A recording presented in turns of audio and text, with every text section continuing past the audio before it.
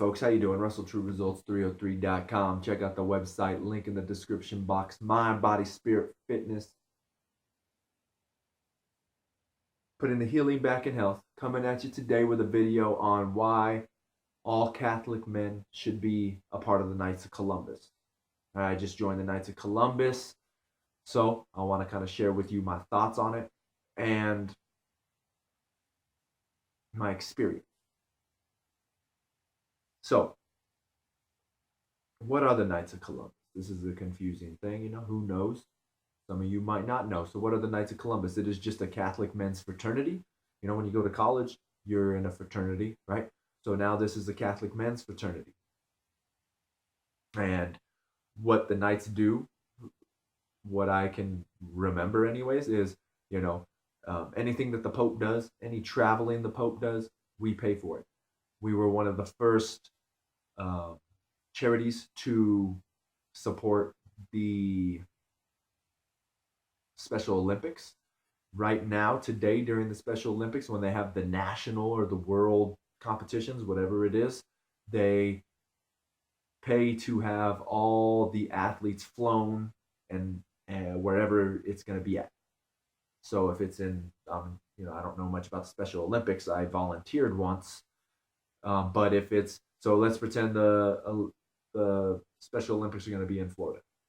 That means anybody that's going to the nationals, the Knights of Columbus pays for their athletes and their families. I don't know the families, pays for the athletes to go there, and pays for their hotel, airfare, everything for the Special Olympic athletes.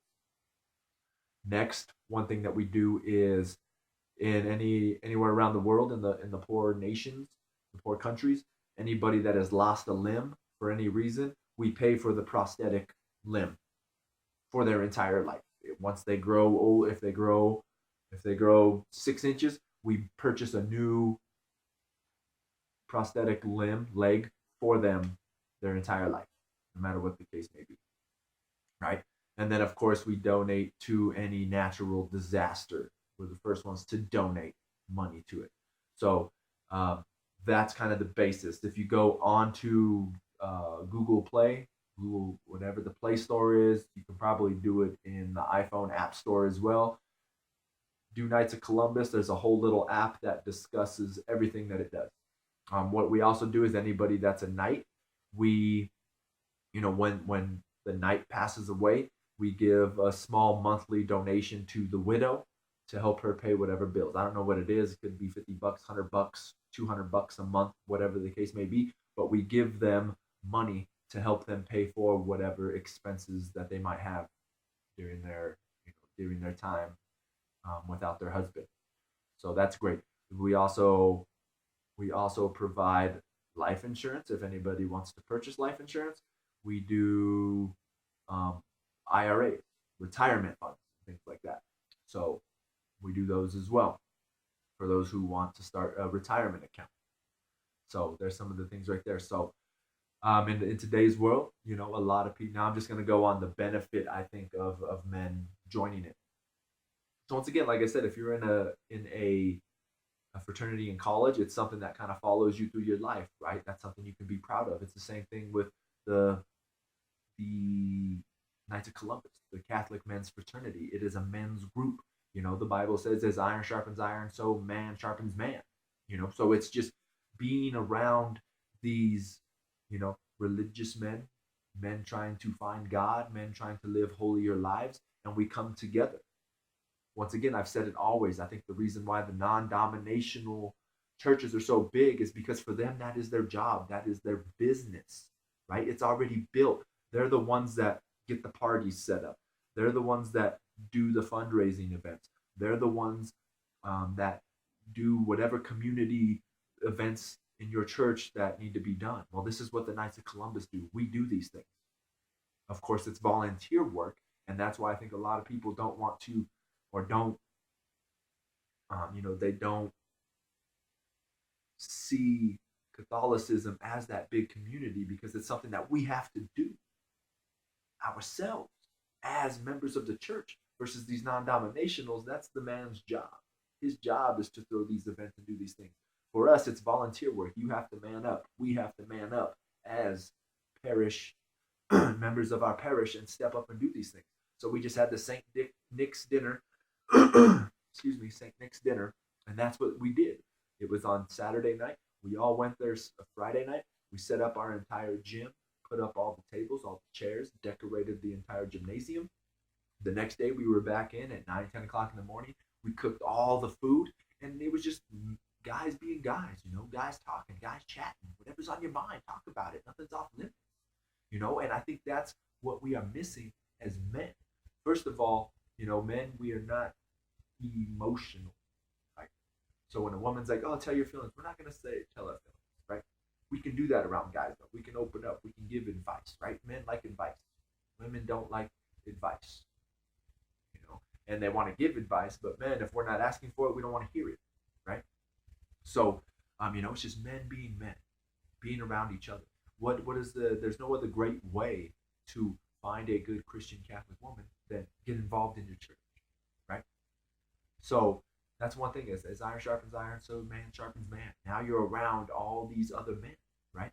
We're volunteering, we're helping the community, right? We set up that whole dinner for 300 plus people, and we all just hung around. We cooked like 14 turkeys, 20 hams, we peeled 105 potatoes, we made stuffing, we made fruit punch, we cleaned everything. The children helped, some of the women helped, other people from the church helped, but this was a Knights of Columbus thing. So it's a great way to get involved in the community and help those in need. We do fundraiser here at the bingo, so we volunteer at the bingos here Tuesdays and Wednesdays. We're actually meeting today as I make this video to go over trying to set up our volunteer teams for the bingo for Wednesday night. So we're going to try to group 4 or 5 men together once a month. That group goes to the bingo. We volunteer. Once again, we just shoot the breeze. We talk with the community, with the people. I talk with each other. What's going on in your life? What's going on in my life? How can I help you? How can you help me? One thing I've learned in the last month or two is the greatest resource we have is each other, right? Sometimes we got to get our head out of the books. We got to get our head out of the TV and just talk with your fellow man, with your neighbor. They have great insight. I've recently started chatting with my neighbor across the street, Jeff, I think his name is, and him and I have some pretty deep conversations. He was a Catholic. Now he's more of just a spiritual being, and he lost his job. I kind of figured he lost his job because his car never left his driveway for like a year and a half, but I didn't get to talk to him much. And then we were able to actually talk. Once again, it's strange how these things happen. Is my father passed away, so I just had to move all this stuff into my house, into the garage. I'm sorting it out, trying to sell these things. And then I just start chatting with him. Come to find out that he kind of went through the same thing. He lost his parents even younger than I did. And, we just mesh and talk and chat, and there's some great things that, that we talk about. So great things can come from actually talking to other people. Get off the internet, get off Facebook, get off these things. And then once again, it's in today's world of broken families. 50% of families end in divorce, and these children suffer because of it. We suffer because of it. That's where I came from. So, we don't have that father figure in our life, and this is another way to get to know another man. These men are all 15, 20 years older than me, so they've lived on this earth a lot longer than I have. They're more experienced than me. They know a lot more things than me, and I'm able to talk to them. And then me being a younger guy, the way the world has evolved so much, I'm able to kind of tap in and talk with them. Some of the ideas I'm sharing with these guys about the direction I want to see the Knights go, they're like, dang, man, this is freaking awesome. You've got some great ideas. And us younger generation, we do. But if you're not expressing them, it doesn't help, right? So, and kind of like they told me, like, you're young, you've got to understand that these councils in the Knights of Columbus, unfortunately, are older generations. So for them, hearing these newer ideas, they're iffy on it. These men, though, that are the older Knights, these men all joined like straight out of high school, 18, 19, 20, 21, 22. I didn't join until I was 33. So us younger generation, we have to come in and we have to step up and put into play what we want, right? They say some people will never see God, will never see or know Jesus. We are going to be the only, the only vision of God and Jesus that they will ever see. And although we stumble and we fumble and we sometimes are horrible examples of what God is, and we push people away from Christianity and Catholicism, we have to do our best to bring them in. And there's no better way to better yourself as a Christian, as a Christian Catholic, as a holy man, as a man in general, than to surround yourself with men on the same mission as you. And that's why I think everybody should be a Knights of Columbus. We all have our ups and downs. We all think our church should be doing something different. Well, what are you doing to help change that? What ideas are you bringing to the table? The great thing about our church is that our priest is a part of the Knights of Columbus. And that's one thing I didn't mention as well, what the Knights do.